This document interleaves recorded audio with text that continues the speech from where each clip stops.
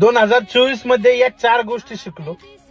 एक, काही लोकांना त्यांच्या इज्जतीपेक्षा जास्त इज्जत देऊन बसलो, पण त्या लोकांना ती इज्जत पचली नाही.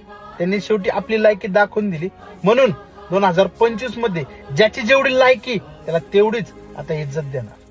2, माझ्या चांगल्या काळात सगळ्यांनी साथ दिली, माझ्या वाईट काळात आपली मानणारी सुद्धा माझ्यापासून लांब पळाली.